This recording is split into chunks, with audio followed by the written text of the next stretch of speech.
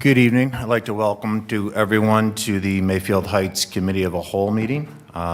Purpose of this meeting is to provide a presentation from Buckeye Relief regarding marijuana dispensaries. I'll turn this over to Scott. Thank you very much, Mr. Medic. Do you mind saying name and record as usual for the record? Any speaker. Scott Halloran, 13599 County Line Road, Chagrin Falls, Ohio, 44022. Thank you. Thank you very much for having me back tonight. This started 2 years ago when then Council President Snyder and Councilperson DeJohn toured our Bedford dispensary separately, but Kathy Telbin also toured at that time. And in that 2 years, I've come back up here a dozen or so times, maybe 15, to try to provide some additional information on the program, and I really appreciate the opportunity to come back and do that tonight. I was asked a couple of years ago what's going to happen if we say no, and my answer was, I'm going to keep trying. So we're here. I'm joined tonight by Andy Rayburn, who's the CEO of Buckeye Relief, Caroline Henry, who is our VP of Government Affairs, and Dave Bowling, who is the Executive Director of OCAN, which is our state association. So I'm not going to talk very much at the beginning. I'm going to turn it over to my partner, Andy, who's going to give a little background on the company. Thanks, Scott. Thanks, everybody, for having us and taking the time. I'll try to be very respectful of that. I'm Andy Rayburn. My address is 29360 Addison Court, Pepper Pike, 44124. I've done this about 25 times. Scott does most of it now. By way of a really quick bio, I'm born and raised in Northeast Ohio. Took over my first business in 1981, when I don't know if anybody was born then, but it was an interesting time to be in business. Did okay, built that through 1999 and sold it. Started with 20 people, had 400 when we sold. And then did a few other smaller businesses, and I got itchy when I turned 60, and I wanted to start working full-time again. I guess that was a good decision, but not just in anything.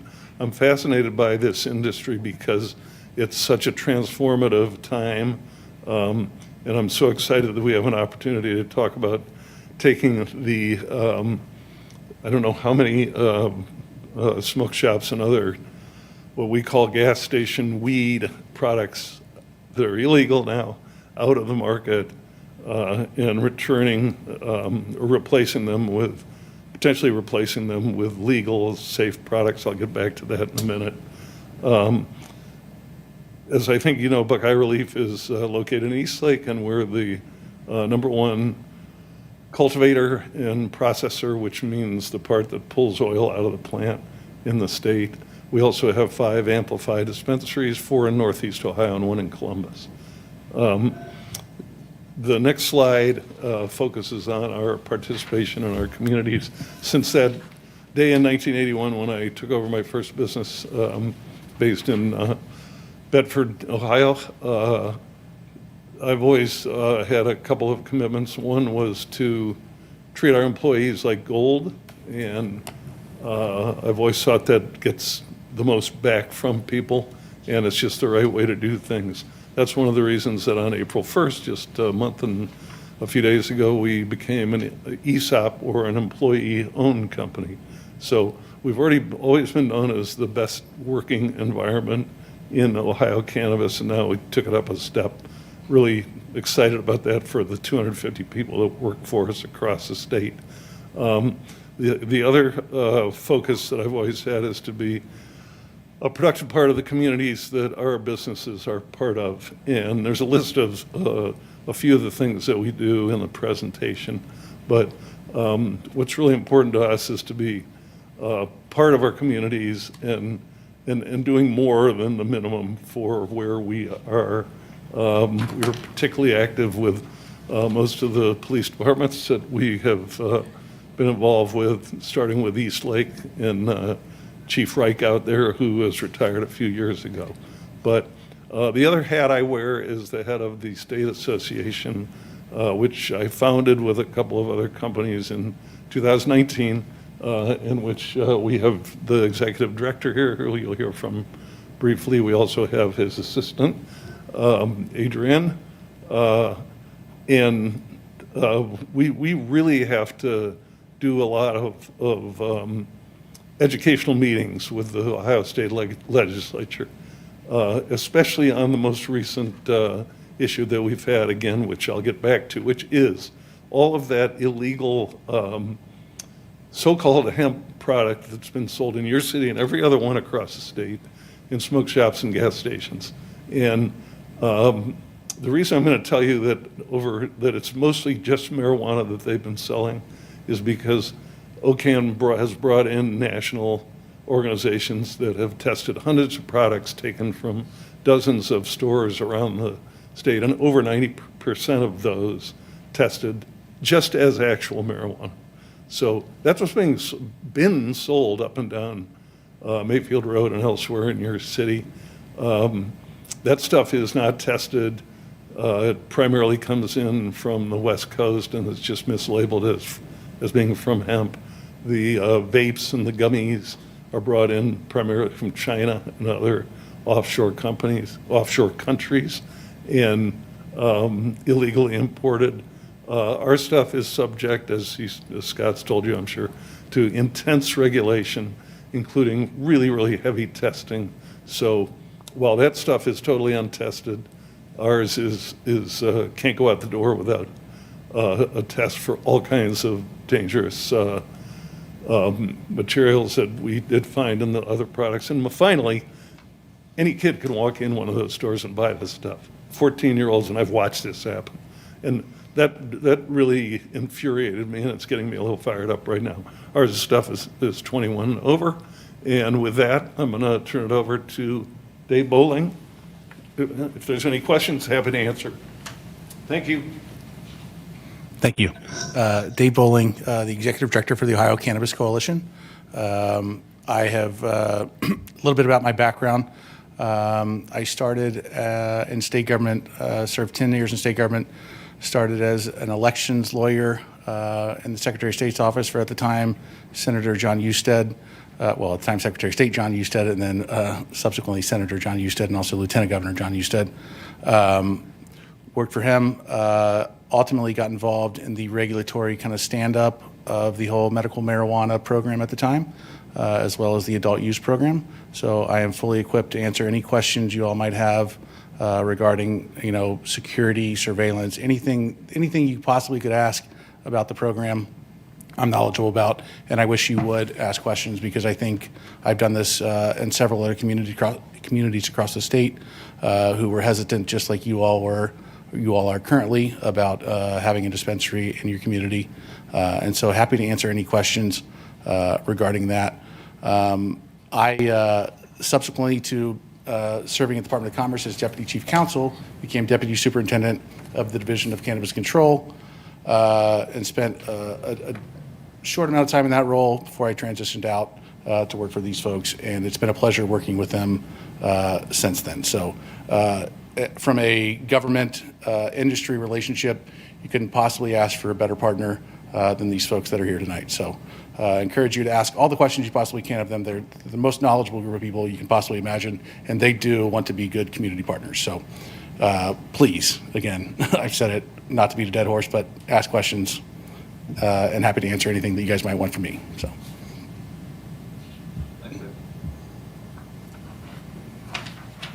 Hi, I'm Caroline Henry. We somehow got onto the wrong slides. I'm Vice President of Government Affairs for Buckeye Relief. Do you need my address? Yes. Okay, it's 32500 English Turn in Avon Lake. Thank you. All right.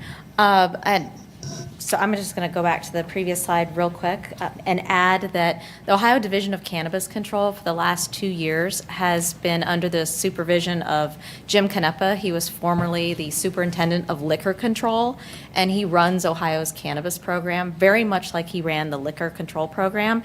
It's very stringent. It's very highly regulated. And so he's brought all of those principles over to cannabis. These are just some statistics. We have about 209 operating dispensaries. We'll end up at around 300, and we'll have 400 total once, because of Senate Bill 56, 3.7 billion sold in the program today, adult use and medical, and 50 million has gone to host communities. Don't love the order of my slides, but to get back to a little bit about how the program is run, the superintendent of cannabis control, we all kind of thought when he would start to regulate an adult use program that the rules would become less stringent. They didn't. They got more stringent. They got rid of a lot of the things you were allowed to do in medical, like talking about effects or some of the naming conventions. The naming is much stricter now. Every ad has to be run past the Division of Cannabis Control before you can use it. So think about a social media post having to plan 4 weeks in advance to get that approved. So it is all very strict. Security, as Dave mentioned, is very, very tight. The division can log into our dispensaries anytime, 24/7, see everything that's going around. When they inspect us, they will duck behind things to see if cameras can pick them up. And if they can't, they'll have you add in a new camera. It's very, very tightly controlled. And every product that is sold in those dispensaries, they can trace back to the individual plant in your facility where the oil came from. So it's like Andy mentioned, the hemp sellers, they can't do any of that. They can't tell you if their hemp came from China, if it came from Canada, if it came from California. We can tell you what plant on what shelf in our facility it originally came from. And it is tracked and traced throughout the whole system. And Ohio has some of the most stringent testing rules of any cannabis program. Our limits are lower. We have to be more perfect than pretty much any other state as we're operating. So it's a stark contrast to the vape shops you have operating in your community that should be closing, hopefully very soon. I know if they aren't closed already, but it's a very, very different creature. Jim Canepa, as superintendent, has also brought in a much larger staff. We get surprise inspections all the time. We don't, sometimes they tell us they're from the division, and sometimes they just come in and we don't even know they're from the division. And so as we talk to them, if there are any type of violation, you will find out very quickly that, oops, this person you thought was a customer is from the division. So they are very, very tightly regulating the cannabis program. I will hand it over to Scott unless if there are any questions Excuse on me. this part. You Yes. said the vape shop should be closing very, very soon. What do you base that upon? Well, they should have been closed on March 20th. Ohio passed Senate Bill 56, and it became effective on March 20th. That closed, effectively, any of these intoxicating hemp products were no longer legal in Ohio as of March 20th. The federal government's date is in November, but Ohio took steps to close them more quickly. So if So you they- still have shops opening, report them to OIU. They will come in and help you shut them But down. if they're selling nicotine, that's a different, as opposed to Oh, hemp. yes, I'm Okay. sorry. Okay. I correct myself. When I say vapes, I mean the cannabis vapes. Okay. Thank you. Nicotine, no problem. Different Just problem. a quick note, like these shops that we're talking about that should be closed, assuming they're not selling just nicotine, they don't look at all like what we have. Totally unregulated, totally free to the public, they sell to children. That's not at all what we're dealing with here, so. Thank you. So I'm going to get into just some basic questions about our business. So who are our customers and where do they live? Well, first of all, our customers are all over the age of 21. No one can get into a dispensary past the front vestibule without showing an ID and having it checked. Registered medical patients can be 18 years or older. About a third of the people that come in our doors every day are registered Ohio medical marijuana patients who are using this for one of the 21 qualifying conditions as prescribed by a doctor. The closest dispensaries to your community now are in Euclid and South Euclid, Willoughby Hills, and in Woodmere. And if you look at it, it's not showing up terrifically on the screen, but if you look at the circles on the page, you know, this dispensary is going to draw customers from the surrounding area: Mayfield Heights, Mayfield Village, Lyndhurst, Gates Mills, Pepper Pike, Hunting Valley, and Chesterland. There's dispensaries in South Euclid and Cleveland Heights, Woodmere, and Willoughby Hills that are going to pull in folks from that surrounding area. We get a lot of questions about dispensaries and crime, and is it going to impact minors? So let's talk about kids first.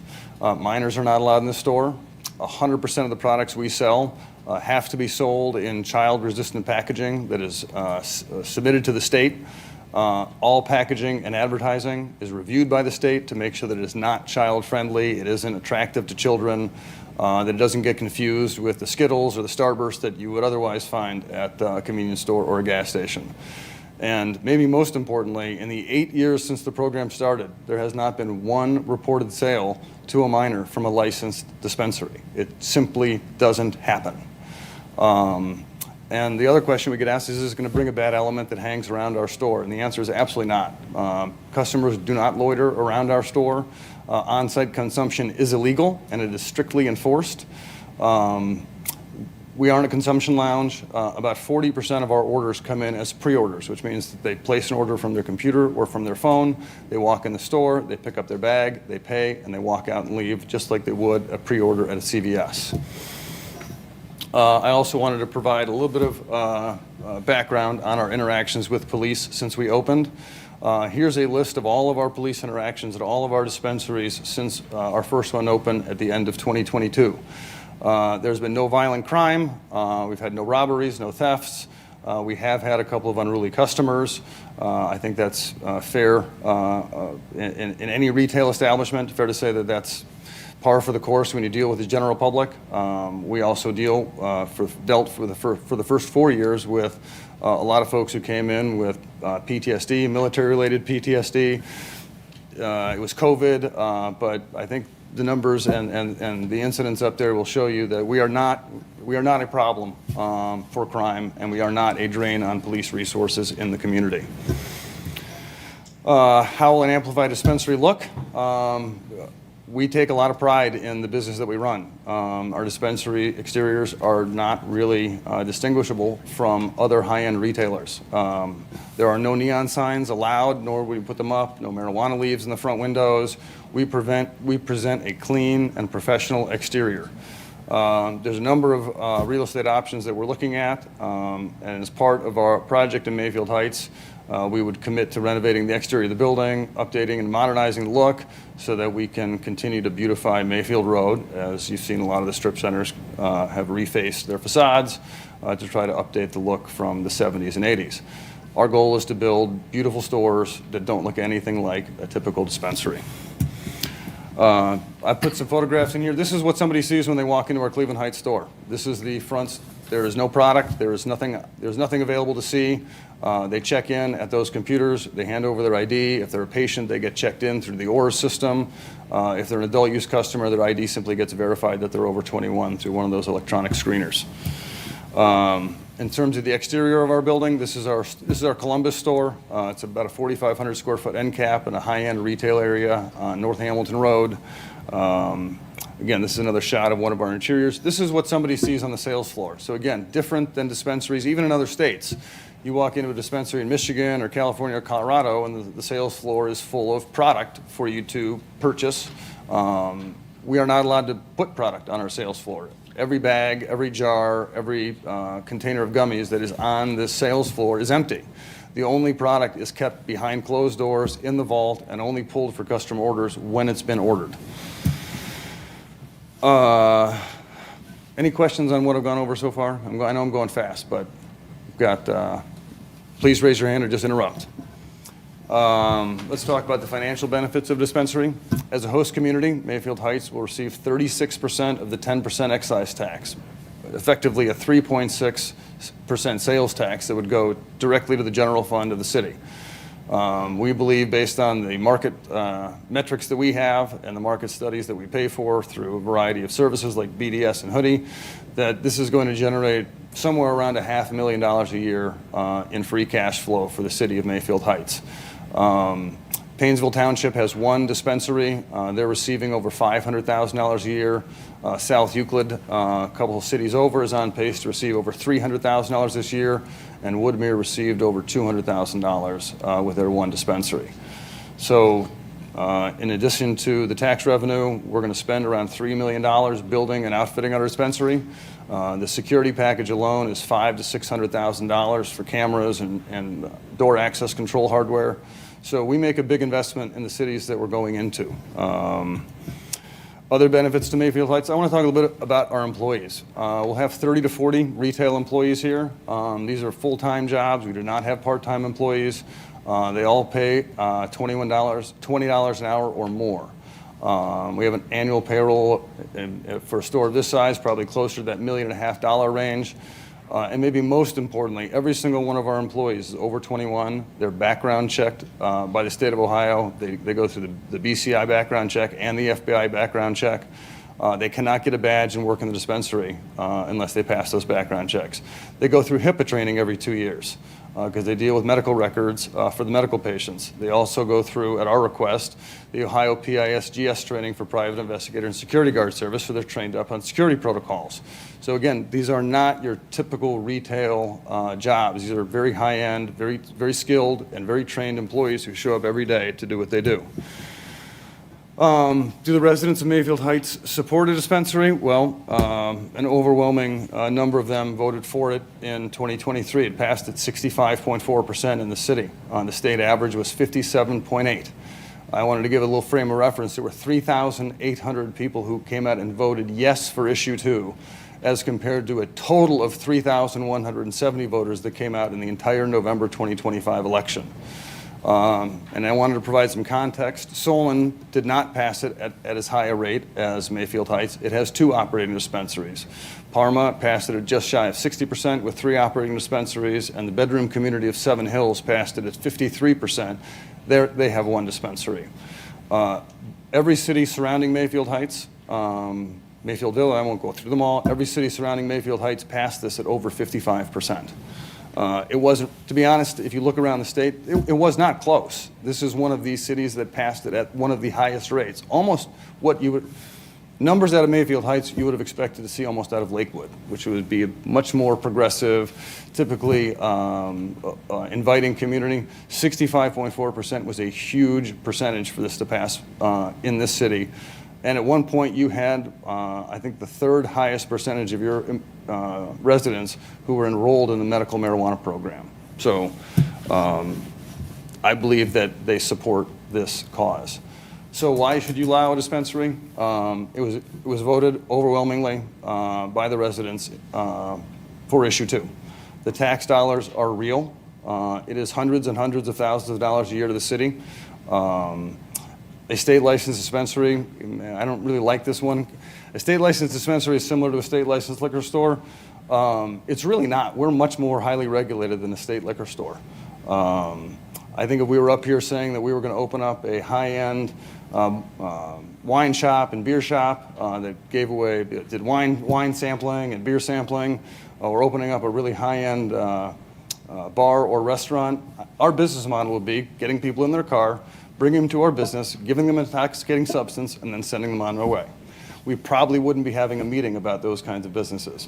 That is not what we are doing here. People are not coming out of our place intoxicated. They are not smoking, and they are not consuming on our property. And frankly, if you're worried about folks moving through your city having consumed marijuana, those same folks are going to drive to South Euclid and then drive even further back to Mayfield Heights or drive to Woodmere and drive back. This really doesn't happen. Most of the people, the vast majority of people, simply order on their phone, they walk in, they spend 5 minutes in the store, they pick up their bag, and they go home. I know I ran through all of that to try to get 5 minutes of questions at the end. Hopefully there's some questions, but thank you for the time to present. And I know we only have a few moments left. Questions for me or the group? Mr. Halloran, do you know your approximate give back to the city of Cleveland Heights? You pulled up South Euclid and a few others. Do you have those rough numbers? It was around $235,000 through the first year? well, the first 13 months. And those numbers are obviously, so what's happening in the market is you're having many people who have medical cards for the fees that it costs to go see the doctor and get their card. They're not renewing, and they're coming in not as medical patients, they're coming in as adult use customers. So we're seeing those numbers climb every month. Mr. Mayor, we can get those exact numbers, no problem. Share that with you. Thank you. They publish a list. I'm happy to send the council the list of every city and exactly how many tax dollars they get month by month. Do you have a location you're considering, even though We haven't We have- done anything? I have a 20-year career prior to this in real estate, so I've done nothing, and I live 5 minutes from here, so I've done nothing other than look at buildings here for the last 2 years. There are a very small handful of properties that work. I have ongoing discussions with several of them right now, all on Mayfield Road, all within half a mile of where we're standing. Because you need to be 500 feet from a church, park, school, playground, library. When you drive up and down Mayfield Road, you have Story Church down by Lander, you have New Horizons. So a lot of the retail gets taken out. It is hard to find a site that can meet the parking requirement, the ingress egress requirement, and there's also 500 feet away. So I don't have a deal yet, but I have 3 options that I can start to activate very seriously if this gets some traction. How big a store are you considering? It'd be 4,000 square feet to 4,500 square feet would be our ideal size. The building we just built, ground up in Paynesville, is just over 4,000 square feet total. The building that we're leasing in Eastlake is 6,000 square feet. It's pretty hard to do this in less than 4,000 square feet with all the different areas you have to have for product storage and for the vestibule for security. So 4,000 is sort of ideal size, and then you need pretty good parking around as well, because of the process that we go through, we have a lot of employees on site at every time, so our employees can take up 4 per 1,000 parking. So we're selective about where we go, because the last thing we want to do is move into a building that doesn't have enough parking. That's all my questions. I have a question or two. So on the page where it shows where your customers live. Yep. So all the surrounding communities that are as you put underserved, they're all communities that all touch Mayfield Heights. Yes. So my first question is, have you done this style of presentation to those other cities, and what has their response been? I have talked briefly to some of the cities. The problem, for example, with Mayfield Village is there is no good place to put a dispensary in Mayfield Village. The only place is really the center where yours truly is, and you have the park right across the street. So there is no retail there to really look at. Lyndhurst, because of the church or across from the Greens of Lyndhurst, there is no real good commercial retail area on that part of Mayfield Road in the city of Lyndhurst to put one of these. And I didn't approach Hunting Valley, and I didn't approach Gates Mills because they don't have retail areas. This is where I've spent the vast majority of my effort, because this is the main retail hub of the eastern suburbs. So to answer your question, I have not gone in front of their council like I've gone in front of this council, mostly because those cities aren't as important to me as this city is, because this is the right place to put one. Thank you. Sure. Mr. Teller? I know you were saying you looked at a couple locations throughout the city. Can you share the specific locations? And if so, I do notice that some facilities do have drive-throughs where people don't get out of their cars at all. Are you planning on finding somewhere that possibly has a drive-through where people aren't even getting out of their cars at all? Or is that not going to work in this city? So it really depends on the city. We have 119 drive-through slots available based on people registering for a time slot when they place their order at our locations that do have drive-throughs. All 119 are booked every day. So we would love to have one, especially for the medical patients, but it is not a requirement. We would need to be on the end cap so that the left-hand side of the car could pull up, just like a CVS. One of the real estate options we're looking at would allow for a drive-through, but I also know that certain communities are very particular about where a drive-through goes, when they go in. So it's not a requirement for us. It's on our wish list, I would say. But can you get specific on certain locations that you're looking at, or you don't want to do that? Until I have sort of a letter of intent, I'd be happy to share those privately.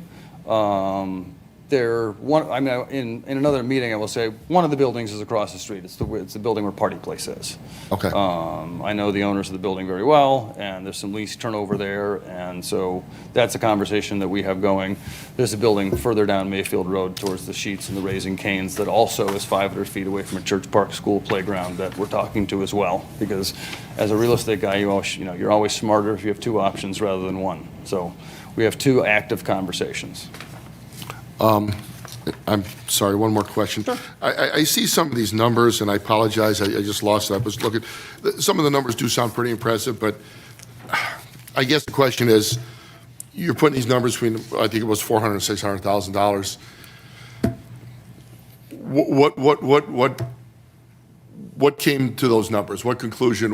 How do you come up with those numbers? Because some of these cities are smaller, and some of these cities I'm looking, I'm going, wow, Cleveland Heights is pretty condensed area. You think more, you get higher numbers there. So where do you come up with these nice numbers here? Well, I think Paynesville Township is a great analog. They have one dispensary in an industrial park, and their number is published, I think it's $518,000 that they've gotten through their one dispensary. The store we have in Columbus, which is in a comparable retail area, similar to Mayfield Road, similar demographics within 5 miles, it's doing $1 million a month. So a $12 million store, 3.6% of 12 million bucks. I mean, you do the math. I think a store here would be a top 10 or top 15 store in the state of Ohio, just given the wide moat you have around it with no stores in Mayfield Village, Lyndhurst, Gates Mills. And so I can't guarantee it, but I think certainly the store in Paynesville is still doing $1 million a month, and they're going to still generate $500,000 a year or more for the Paynesville Township folks. And I know from our store, this is the number of people that we have coming through our Columbus store, which is another good analog. Ironically, I just drove by the Paynesville. That's a freestanding store. Am I correct in saying that? Ours is the freestanding one. Okay, this would not be a freestanding store because you're in a it's shopping not. center. Yeah. Okay. Correct. Thank you for coming in. That's all my questions. Thank you. Yeah, we're out of time, Mr. Halloran, so thank you all for coming in. We appreciate the presentation. I'm sure there'll be more conversation in the future, so thank you very much. I appreciate having us back. Thank you.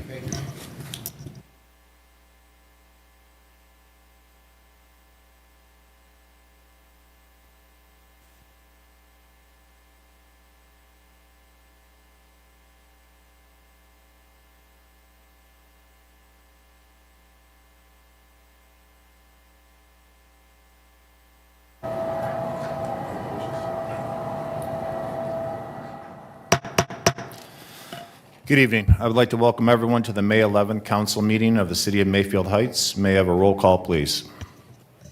Mr. Brunello. Here. Mr. Buffa. Here. Ms. Finney Brown. Here. Mr. Medic. Here. Mr. Minor. Here. Ms. Talbin. Here. Mr. Teller. Here. Please join me in the Pledge of Allegiance.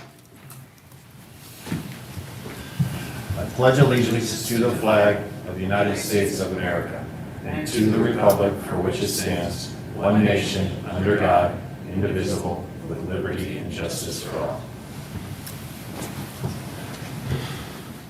Next is the approval of our minutes from April 27th, 2026 council meeting. I hope everyone has had a chance to read these minutes over. Is there a motion to approve the minutes? Moved. Moved by Ms. Finney Brown, Second. second by Mr. Teller. Are there any suggested changes, amendments, or deletions to these minutes? All in favor signify by saying aye. Aye. Opposed? These minutes have been approved as written. Next on the agenda are correspondence and announcements. Does any council member have any correspondence or announcements?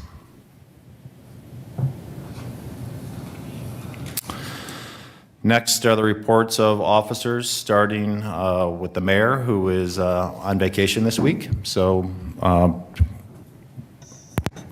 would you like to present the mayor's report? Thank you, Mr. President. On behalf of the mayor had the honor to attend and present to one of our long outstanding residents named Livia Icavetta a Mayfield Heights proclamation in turning 100 years old. Congratulations on this amazing milestone. Shred Day was Saturday. We had over 400 cars drive through the event. Our next Shred Day is Saturday, September 12th from 9 a.m. to 12 p.m. Community Cleanup Day was Saturday, May 2nd. A shout out to our beautification committee and the 29 volunteers that participated in cleaning the city.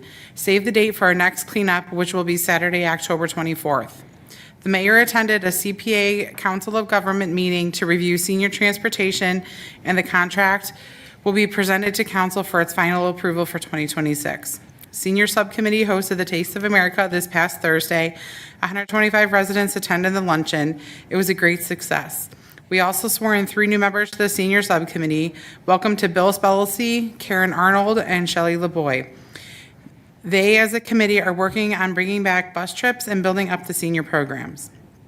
Our Gold Resident Luncheon is scheduled for Friday, June 12th at the ACC. If you have lived in Mayfield Heights for 50 years, you can register for the luncheon by calling the mayor's office at 440-442-2740. Past invitees will receive their invitation in the mail within the next week. This concludes the mayor's report. Thank you, Ms. Scully. Are there any questions for Ms. Scully for the mayor? Moving on to our law department, Mr. Schmidlin. Thank you, Mr. Chairman. The Law Department would like to wish a belated happy Mother's Day to all the mothers that sit up here and all the residents of the community. A Mother's Day is not long enough for the job that all the mothers that I know. So happy Mother's Day to everybody.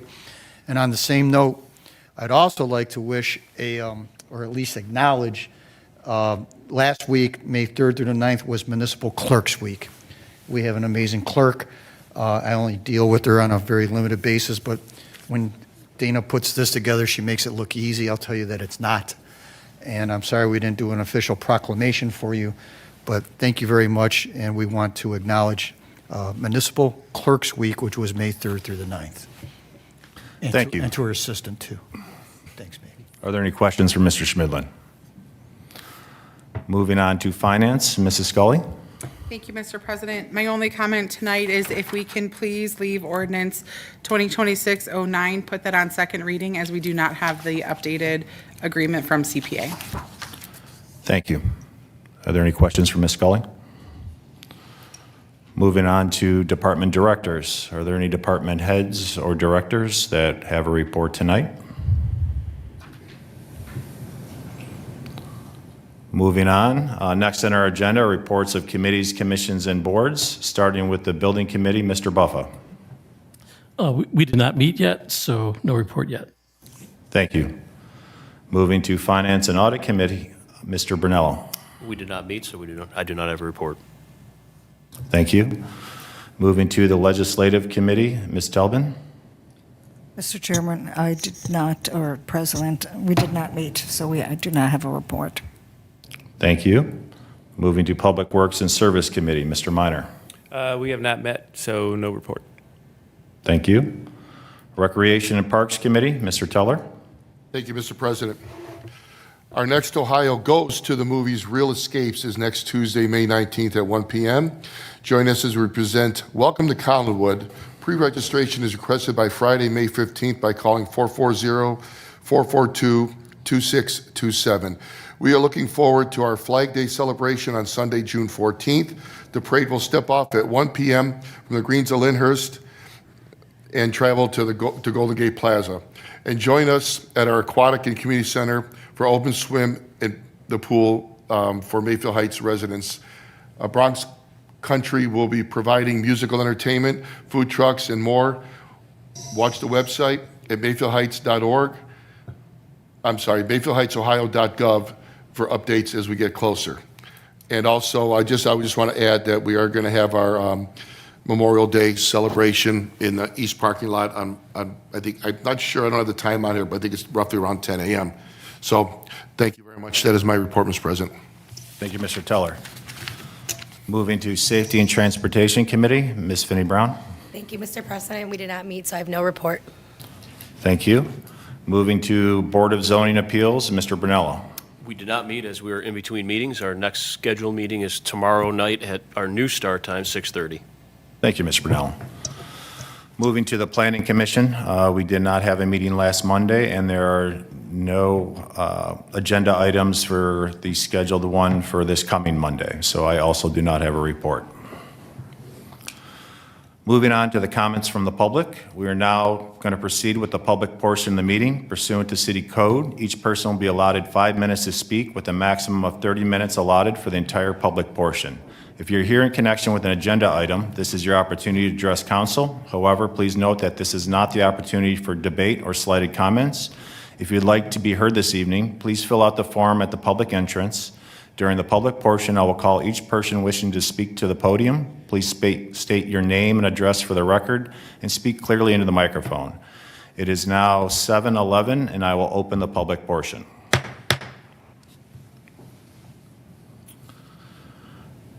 We do not have anyone wishing to, yes, please. Yes. If you could hit the button on the bottom of that microphone and then state your name and address.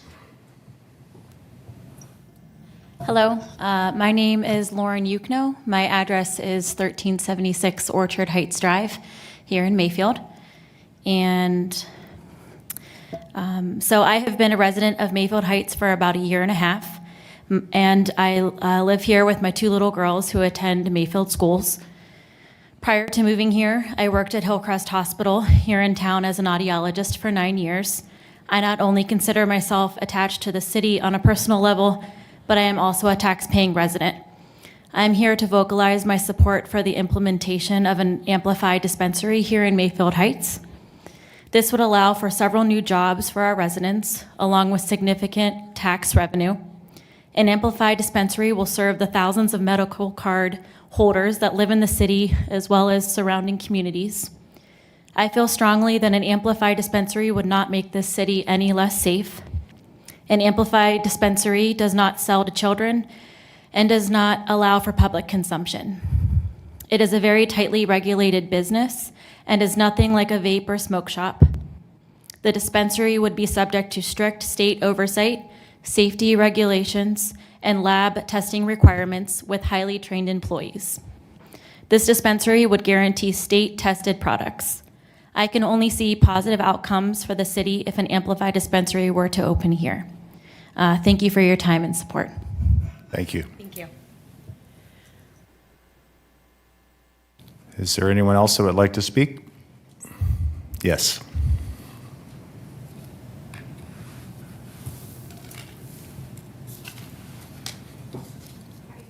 Can you state your name and address for the record? Good evening. My name is Caitlin Frederick, and I live at 102 Gaslight Lane in Mayfield Heights. I work at Buckeye Relief, and I am the laboratory director there.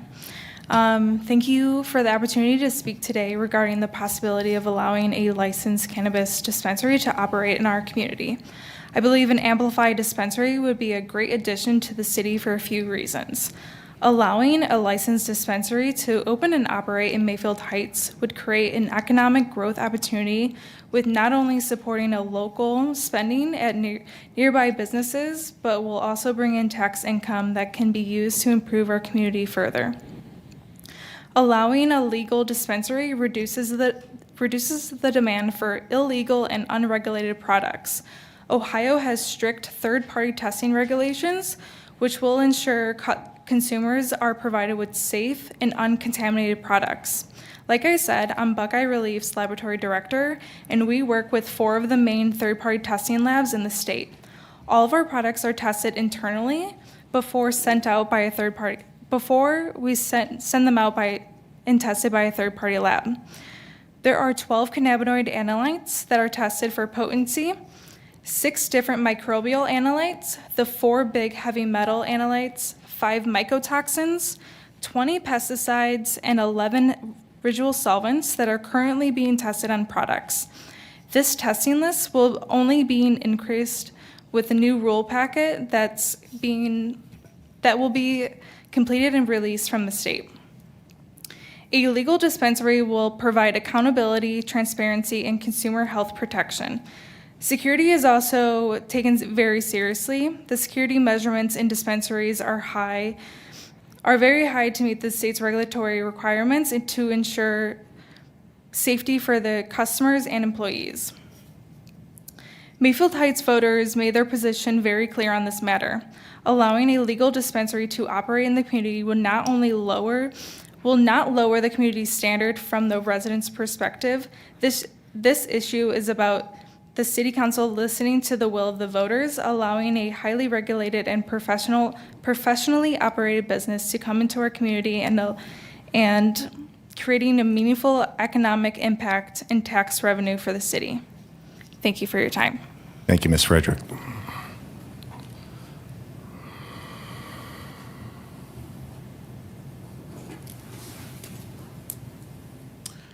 Hi, my name is Max Golsh, and I live at 605 Mayfield Heights. I've been a resident for Mayfield for a little over a year now, and I've been employed by Buckeye Relief and Amplify Dispensaries for a little over 3 years now.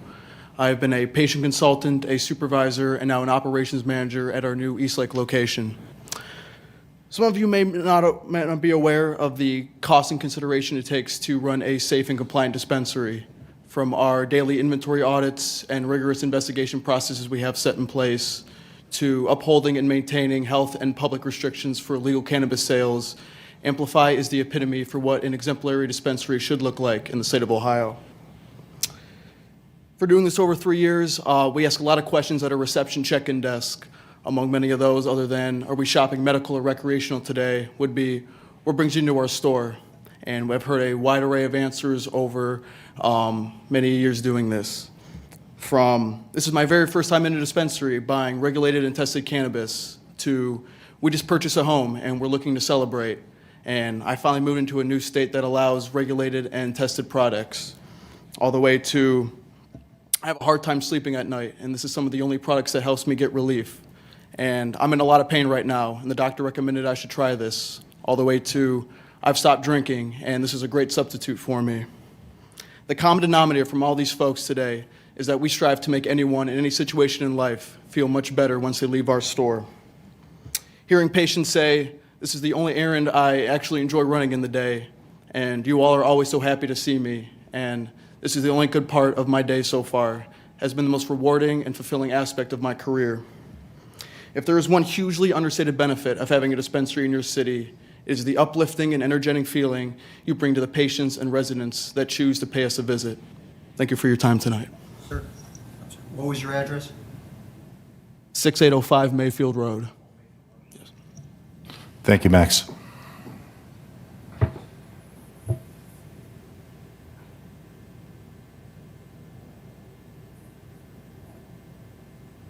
Colleen DeDante. My present address is 13147 Woodcrest Lane in Chesterland, but I moved here in 1983 to 1591 Lander Road in 1983. So that's right on the corner where all the mattresses have, all the mattress companies. I saw my very first movie, E.T., in the Mayland Theater, right, which was Boneyard, right? Does anyone remember the Barnes & Noble? Okay. So, like I said, I went to Mayfield High School. I grew up right there. And I've seen Mayfield Road change over time.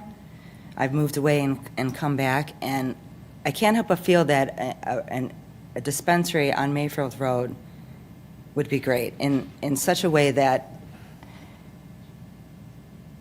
there's such a positive energy about the Amplify dispensaries that when I came here because, I'm like, let me see how it's going to change the neighborhood. And I asked because I also work at Buckeye, so I asked my pals here, I was like, so are they for it or against it? Because I wasn't sure how Mayfield Heights is accepting the changes that are happening. And so are they for it or against it? Are they for it? Maybe they see the revenue in it. If they're against it, then maybe they don't see the plus of it because of the crime or what it might bring. And there's something about it that I feel like that's here already in Mayfield. I don't think Amplify Dispensary is going to bring that. And I feel like, if anything, it's going to bring something to the city that the city needs is some revenue and some positive revenue to do the things that I think this city needs. And I hope that comes across the right way. Because so my mother passed away in 2018, and I was very pleasantly surprised that her house sold still 3 weeks. You know, we even held it for a year, and it sold right away in 3 weeks. I want to see Mayfield Heights stay that way. Because a lot of people from Mayfield Heights move to Chesterland. They go to West G, right? All the kids in West G. My daughter graduated in 2023. They love the vape. They love that north. So I love to see all that closing, all of that not becoming available, because the kids are going to smoke it anyway. When my daughter went to college, I was happy to send her with some marijuana that was tested instead of the drinking, right? So I think the kids are going to find a way to do what they want, and I think having it regulated and easily than going down to Cleveland Heights or trying to get to other places or have their 21-year-old pals buy it. I don't know. I just think the city could really use this Amplify. Thanks. Thank you, Colleen. Is there anyone else that would like to speak? We will now close the public portion. It is now 7:21. Moving on to resolutions. Is there a motion to suspend the rules on resolutions 2026-24, 2026-25, 2026-26, and ordinance 2026-11? Moved. Moved by Mr. Brunello, Second. second by Ms. Finney Brown. Roll call on the motion to suspend. Mr. Brunello. Yes. Mr. Buffa. Yes. Ms. Finney Brown. Yes. Mr. Minor. Sorry. Point of clarification really quickly. Yeah. Which one did Dana just request that we keep on reading? Ordinance 26-09. 09. 09. That was not just said, right? Correct. Sorry, I missed it. Yes. Ms. Talbin. Yes. Mr. Teller. Yes. Mr. Medic. Yes, this motion has been carried. Moving to resolution number 2026-24, Mr. Schmidlin. Mr. Chairman, 2026-24, a resolution awarding a contract to Tri-Moore Corp. for the 2026 Washington Boulevard Reconstruction Program in accordance with the bid specifications and declaring an emergency. Is there a motion to approve? Move. Moved by Mr. Teller, Second. second by Mr. Minor. Pursuant to the recommendation of the city engineer, council has determined the bid of Tri-Moore Corp. is the lowest and best bid to meet specifications, and that bid should be accepted in a total of $8,185,023.80. As noted in Mr. Finney's memo, the construction cannot begin until July 1st, 2026 to satisfy the funding requirements. Are there any questions or questions for Mr. Finney? I got one. Might be a mix of Mr. Finney and Dana. So this is just the contract for the construction company. What's the estimate for the engineering and administrative fee? I have not. I owe the city a scope and fee proposal for the construction for this. Okay. All right, that was my only question, just to try to get a total of the overall. Thanks, Nick. Is there a budget, Mr. Finney, originally for, construction engineer services during construction? Is there a budget? There was a planning number, but I'll get a detailed scope Okay. and fee based on the completion. I just wanted to bring to your attention, since the date of my award recommendation memo, which was April 30th, we did hear back from the Cleveland Water Department last week. If you've got my letter handy in the packet, on the second page, I had summarized the Cleveland Water reimbursement amount at $1,352,893. When we open bids, we have to send the packages down to Cleveland Water and they review everything. They came back last week with their maximum allowable reimbursement, which is based on a cost per foot of the water line at $314 a foot. The maximum we'll get from Cleveland Water for construction is actually going to be $1,231,350 versus what I had in my memo, which was $1,352,893. They further go on to explain that you will get 8% reimbursement for design costs related to the water line, as well as 5% reimbursement for the construction administration, which is not captured in my April 30th memo. Are there any questions for Mr. Finney? He just created another one. Yeah, he did. Figured. Those percentages you just gave, are they of the total project or of the portion related to the water lines? The portion related for the water line, so that the 8 and the 5, which come out to 13% reimbursement for design and administration, totals $160,075. Okay, so that's going to have to be bid. No, separately, right? that's, you've already, the design portion you've already spent. Okay. The 5% for construction will be included in, I'll have an explanation in my scope and fee proposal. Yeah. But that's based on the bid amount for the water line items of work.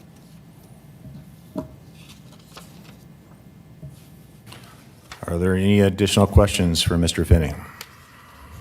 No, no question, just a statement. Would you mind stating the total amount of, you or Dana, the total amount of funding that we've already received or been awarded for this particular project? I think it's good to know. From the sewer district, we've received $3 million. From Cleveland Water for the construction portion, it's $1,231,350, which does not include the 160 that I just mentioned for the design and the construction administration. From Ohio Public Works Commission, we've received a grant in the amount of $1,500,000 and a 20-year 0% interest loan in the amount of $1 million. And then the city is also contributing a portion of your own community cost share money through the sewer district that will apply towards the storm sewer, and that amount is $500,000. The grand total in funding is close to $7,352,000.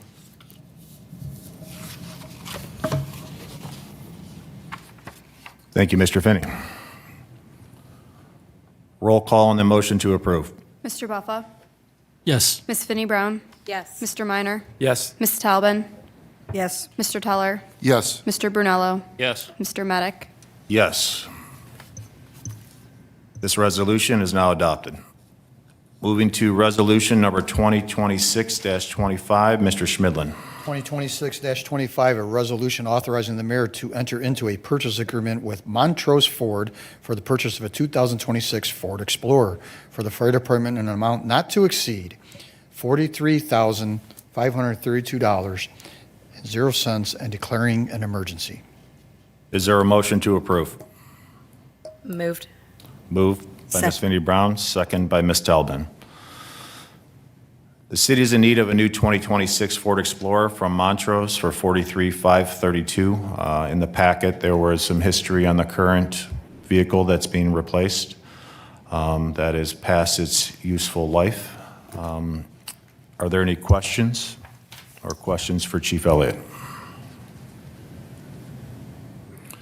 Roll call on the motion to approve. Ms. Finney Brown? Yes. Mr. Minor? Yes. Ms. Talbin? Yes. Mr. Teller? Yes. Mr. Brunello? Yes. Mr. Buffa? Yes. Mr. Medic? Yes, this resolution is now adopted. Moving on to resolution number 2026-26, Mr. Schmidlin.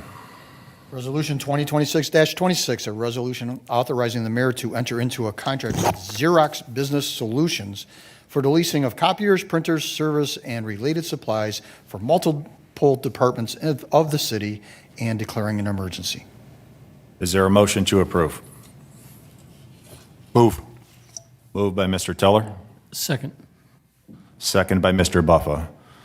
The city is in need of copiers, printers, service, and related supplies for multiple departments. The city of Mayfield Heights is eligible to lease the aforesaid items through Xerox Business Solutions and Equilist Group publicly procured master agreement. Are there any questions? Roll call on the motion to approve. Mr. Minor? Yes. Ms. Talbin? Yes. Mr. Teller? Yes. Mr. Brunello? Yes. Mr. Buffa? Yes. Ms. Finney Brown? Yes. Mr. Medic? Yes, this resolution is now adopted. Moving on to ordinances, as discussed earlier, ordinance number 2026-09 is we are waiting on an updated agreement so that will be placed on second reading. Moving to ordinance number 2026-11, Mr. Schmidlin. 2026-11, an ordinance amending Chapter 167 of the codified ordinances of the city titled Civil Service Commission and declaring an emergency. Is there a motion to approve? Moved. Moved by Ms. Finney Brown, Second. second by Mr. Teller. This amendment will allow the mayor to appoint a designee for the Civil Service Commission. Are there any questions? Roll call on the motion to approve. Mr. Brunello. Yes. Mr. Buffa. Yes. Ms. Finney Brown. Yes. Mr. Minor. Yes. Ms. Talbin. Yes. Mr. Teller. Yes. Mr. Medic. Yes, this ordinance is now adopted. Moving to motions. Motion A, Mr. Schmidlin. Motion A motion to authorize the Service Department to solicit bids for rock salt for the 2026-2027 season. Is there a motion to approve? Move. Moved by Mr. Bonello, Second. second by Mr. Minor. Are there any questions? I do have questions. I don't know, Tony, if you could answer. I would just like for clarification, what are all the factors that contributed to the salt issue last year? And what, if anything, can we mitigate it this year? From what I understand, when we had salt, we had it here, and then other states were buying it, so they were shipping away, so that's why we had a shortage. I don't know if you guys heard about that, but that's part of it. But we should be all right now. If they don't sell to other states, we'll be good. I guess we can't stop that from happening, huh? No. I thank you for that, because No problem. there were a lot of different things, and I just really wanted to get to the bottom and to really understand why it wasn't there when we needed it. Right. Thank you. No problem. Thank you, Mr. Fatiga. Is there a motion to approve? I'm sorry, roll call on the motion to approve. Mr. Brunello. Yes. Mr. Buffa. Yes. Ms. Finney Brown. Yes. Mr. Minor. Yes. Ms. Talbin.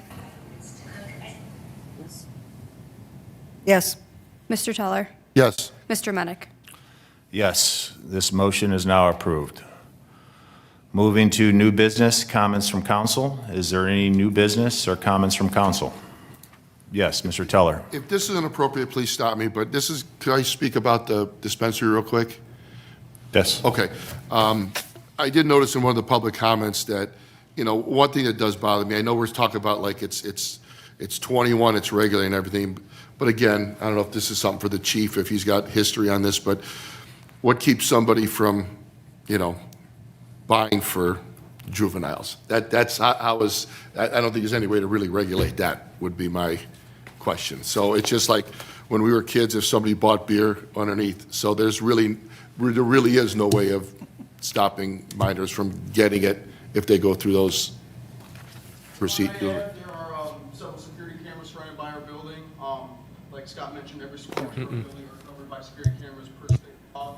That includes the outside perimeter of our buildings. If that were going on anywhere, parking lot, sidewalk, outside of our building, we would know about it and we would be obligated to report it. All right, thank you very much. I just want to.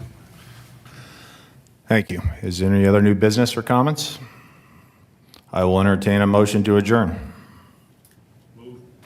Moved by Mr. Minor, Second. second by Ms. Finney Brown. All in favor signify by saying aye. Aye. Opposed? Thank you, everyone. It is 7:34, and we are now adjourned.